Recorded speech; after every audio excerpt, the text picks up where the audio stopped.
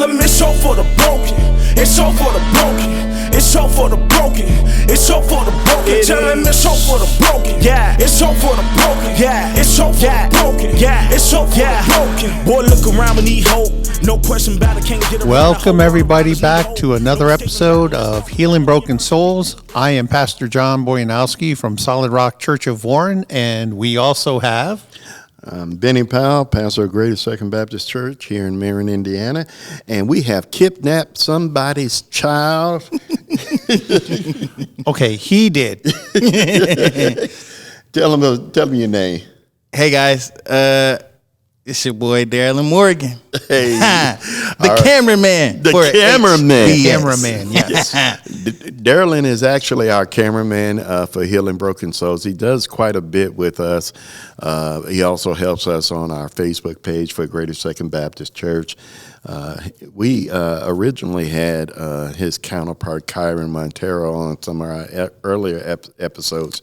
And one day, Derralyn walked into my office. He said, "Pastor, I want to do something." I said, "Okay, all right." Young man full of energy wants to do something. I said, Derralyn, we're going to get you doing something. He said, "Okay." He said, "But no, it can't be what I'm already doing. It's got to be something different." And I said, "Okay, that's cool, son. We're going to see what we can come up with." Normally when men walk in my office and start yelling at me, I normally snap back. But since I like this young fella, one of the reasons we invited Derralyn here today is because we're going to be talking about empowering versus enabling. And Derralyn was one of the young men that I took under my wing when I first got here. And he was one that really, really wanted to do something, but he kept saying, ain't nothing for me to do, ain't nothing for me to do. And so, when I came, we started Derralyn out on a few things, and he's done such a magnificent job. I thought this would be one of those greater formats to bring him on. Me and John have been together for many years, if you guys have heard. And 27. And John, you're mentoring young pastors where? Okay, so I've mentored a young pastor who is now pastoring in Fort Wayne at the City Church. Mm-hmm. I also mentored a young man who is now part of the Huntington Police Force, and he's a detective and everything, and he's ministering to the police officers there, so that's also cool.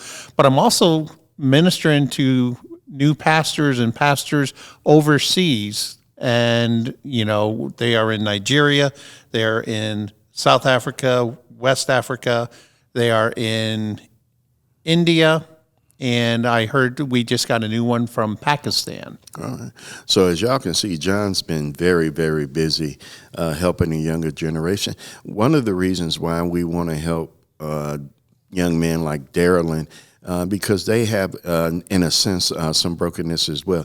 Derralyn, I want you to tell them how you were when I first got here.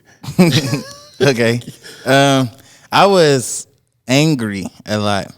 If we want to just put it all and sum it up, I was really angry on the inside, just because I felt like my voice wasn't being heard, on all levels, right? Because I'm a young man, so obviously I think my peers of, friends of my age really wasn't listening to me. I always thought the older generation really just didn't care. Not more so that they didn't listen, but I definitely came into pastor's office with a lot of energy, a lot of energy. Could we say attitude? Yes. I definitely had an attitude about a lot of things, and not direct things like, oh, I just got punched in the face or something. More logical things like dealing with life, just wondering why, why this, why that, why this got to be that way, why this got to be that way, and just being under pastor, he just gave me the understanding of, it's more so about how we react to things and our creation, of it. So I had to just learn to stop dealing with things via my emotion, as in reacting or giving, just anything any more than what was needed, so learning to calm my attitude and not be so angry all the time, just helped me to move out of that state of mind. And not to say that Derralyn was a bad young man. Derralyn was raised fairly well. I mean, you know, he got good parents and got good grandmother. His grandmother is the mother of our church, and you know, and love her dearly. But with a lot of young people, especially now, they're living in a world where they're feeling they are not being heard. And so instead of doing what so many people do with our young, we enable them, or we tell them or pull them and tell them what to do. We start empowering Derralyn. And, you know, and Kyren. One thing I told Derralyn and Kyren, if you bring me a problem, do what? Come with a solution. All right. Come with a solution. Don't bring me a problem and then expect for me to fix your problem. Bring me 2 solutions to help you fix the problem. Yeah. So this was one form of empowering. And the reason why I gave Derralyn that premise is to show him that it's his life. Yes, it's his life, his choice. And, you know, too many times we think that we have to fix it for them rather than, because sometimes God has us go through things to make us stronger. And when we take that opportunity away, we actually weaken the person more so than we do empower them. Yeah. And one thing we want to do when we're empowering our young people, and that's one thing I really, really hope every adult hears today. Amen. When we are empowering our young adults, we want them to know that it's their responsibility for their life. Yes, they have to have some sort of purpose in life. And if they don't have a purpose, then they're just going to flounder around aimlessly and not, you know, and have the emotions that he has had. So, Derralyn, how did empowering you help you so far? Empowering me not only helped me inside the church and obviously be a better service member to my church, it also helped me to help the community, you know, outside of the church. I know one of the things we was talking about just in those initial conversations was like, how were we going to get more young people like myself, you know, in my age group in the church, you know? So first I had to think to myself, okay, even in doing that, you know, I have to make sure I set the example, right? So if I'm learning everything, you know, under pastor in the church, you know, week by week, I feel it's only right to exemplify, you know, those qualities and level of understanding outside the church. That way those friends or, you know, homies, as I like to call them, you know, can better understand not only God and what he can do for you, but also, like Pastor was saying, it's our life, you know. So really our decisions and the way we think and just how we move ultimately, you know, determines like how we progress in life. So everything that I have been a part of, you know, since I joined the church, and I joined here in 2018, I believe. Pastor wasn't a pastor here, but when he came, more of that empowerment came into place because I had someone to not only talk about the things that I wanted to do here in the church. I mean, I was talking to the pastor. So, you know, prior to him coming, you know, the membership was just telling me, you know, you got to wait for a pastor. So at that point, you know, I still felt held back. You know, I couldn't really do nothing in the church because we didn't have a pastor. So definitely more of the empowerment came when pastor actually got here, you know, and then we just hit the ground running. So what drew you to Pastor Benny versus all the other members here at the church? Well, Pastor, I had the experience to just be with Pastor outside of the church. Just like meeting him and knowing him in that first beginning stage, it was more being like related to him as far as like being relatable. Pastor was more relatable, you know, as far as anyone else in the church at that time. Now, granted, my grandpa, you know, he was in here, and like Pastor said, my grandmother is in here, but obviously, you know, they're up in age, right? So Pastor was like closer to obviously like a father figure, and I do have my father, and I respect him and love him, you know, dearly. But Pastor was just another one of those like father figures that I saw inside the church. So when I realized that, I'm like, okay, not only can I just talk to him on a personal level, you know, I can also talk to him about God, you know, and not feel fearful, of the response, and one thing he always told me was, to not hold back, so if I had any question about God or the way of living, I could easily come and talk to him, with no hesitation. And the one thing that I had to learn, even with my own children and with Derralyn and Taisha and Ann and all the rest of them, that Kyren that we have here at the church that's in this age group, is that, we can't treat them as a cookie cutter. Okay, every one of them has their own unique gifts and ability, and it's our responsibility to pull that out of them, and instead of enabling, empower them. I remember when we first asked Derralyn to start our camera process here, I had my wife go home and get her Canon. Is it a Canon she got? Yeah, a Canon. And I said, That's okay. a camera, not the actual Canon itself. And so I said, okay, Derralyn, here's the camera. Here's the power on button. I don't know how to do the rest of it. Talk to my wife. She'll figure it out with you.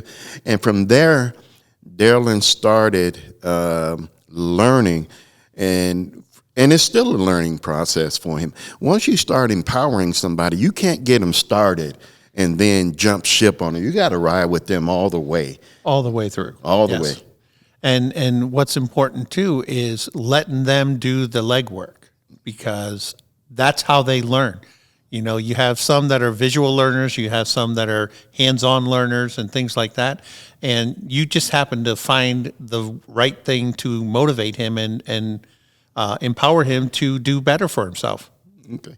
What do you think about that? Do you feel that you are still being empowered, or do you feel like we just dropped the ball on you?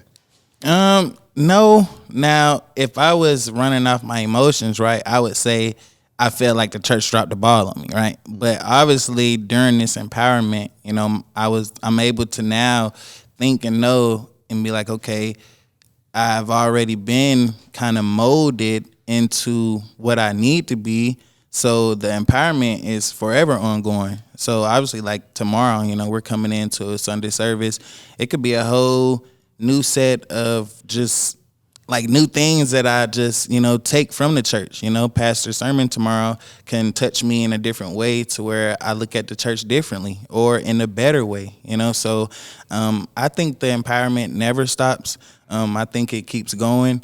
And not only just with pastor or any of the elders of the church, it also flows through me. So just now coming to a point where I can be an example for any more youth in the church, I think that empowerment has to continue on through me to them. And then, hopefully we'll see more young people in the church. Yeah. And one thing I keep emphasizing to Derralyn, every day is not going to be the same. Yeah. Every Sunday is not going to be the same. Derralyn would come in, no, that ain't what we've been doing now. Hold on, that ain't what we've been doing. Yeah. I said, Derralyn, just go with it. Yeah. Just work with it. It'll be okay. Oh, man, y'all changing too much. The only thing that is consistent is change. That's it. Yeah. That's the only. But Derralyn has done great, and he has truly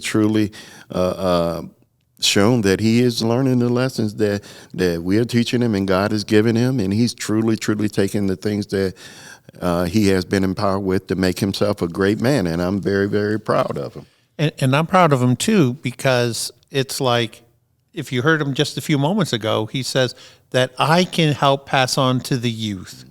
So he's already thinking ahead of being able to pay it forward, and he knows, because of the good examples that the church is setting, you're setting, of how to do that, to help them to overcome their own issues by using their own intellect and their own abilities.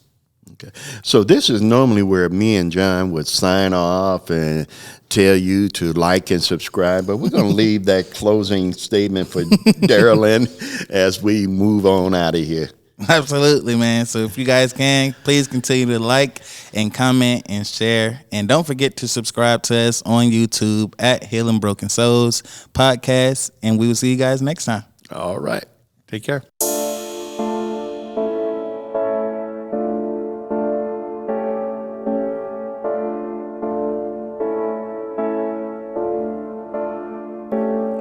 look around, we need hope. Dark world, we need hope. Broke world, we need hope. We all need hope, need hope, need hope. Look around, we need hope. Broke world, we need hope. We all need hope. But tell them it's hope for the broken. It's hope for the broken. It's hope for the broken. It's hope for the broken. Tell them it's hope for the broken. Yeah, it's hope for the broken. Yeah, it's hope for the broken. Yeah, it's hope for the broken. Boy, look around, we need hope. No question about it, can't get around. The whole world around us need hope. No escaping about it, let's talk about it. We imperfect people.